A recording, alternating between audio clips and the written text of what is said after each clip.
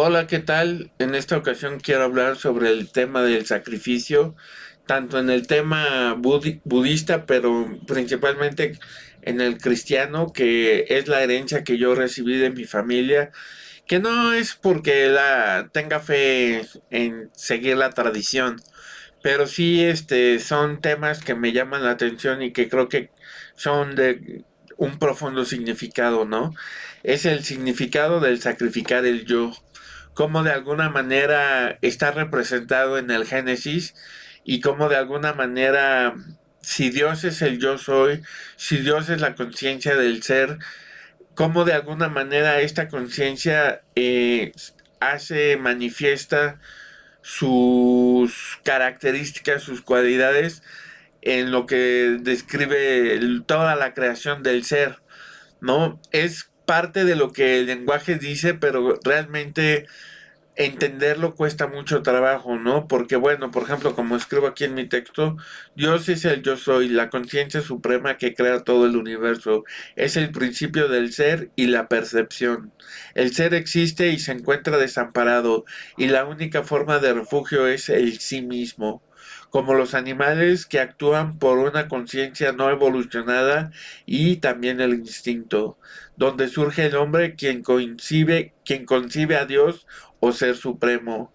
Si Dios es el yo soy, es también el otro, pero se manifiesta de manera misteriosa, como una red de conciencias que están unidas.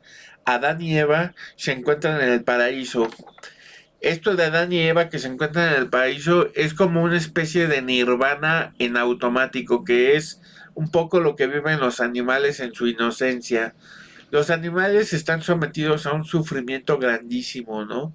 Pero la verdad es que como no tienen una conciencia que dialoga consigo misma, que entra en la duda, viven una especie de gozo, ¿no? Una especie de felicidad que está acompañada de sufrimiento, pero dentro de un contexto de inocencia, porque los animales, a pesar de que pueden ser muy agresivos, no tienen malicia, ¿no? Realmente los animales, los seres vivos de la naturaleza, a diferencia del hombre, no tienen malicia, ¿no? Adán y Eva se encuentran en el paraíso surgiendo del mundo salvaje tal como lo describen los biólogos, cuando surge un animal capaz de percibirse como algo más que un yo personal. Es cuando la Biblia habla de Dios y el hombre. Adán y Eva sacrifican el fruto del árbol del que es producto del conocimiento de la ética o la llamada ciencia del bien y del mal. Esto es interesante, ¿no?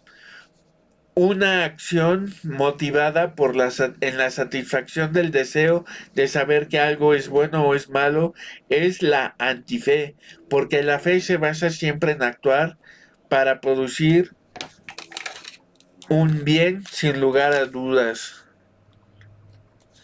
O sea, realmente el paradigma de Adán y Eva no es una fruta como tal, no es una manzana, sino es el actuar para producir un resultado motivado en el deseo, como dice el budismo. O sea, realmente el problema del sufrimiento surge cuando surge el deseo por producir un resultado sin ocuparse de producir un bien, ¿no?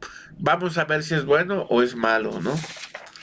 Ese es el comer del fruto de la ciencia del bien y del mal.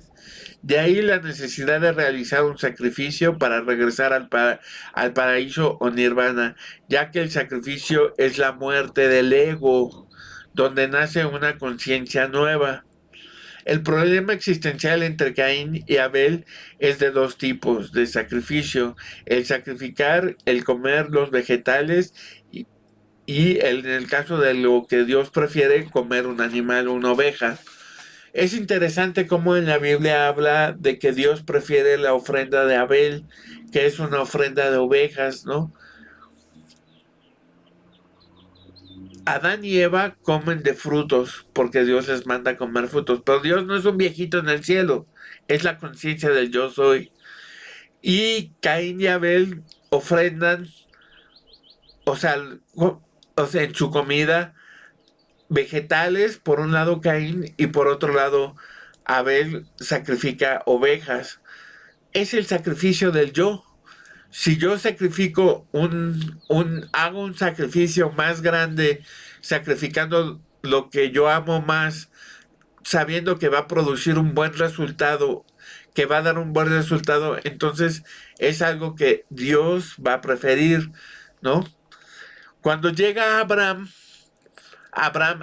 le pide a Dios que sacrifique a su hijo. Cuando llega el momento de sacrificarlo, lo detiene un ángel.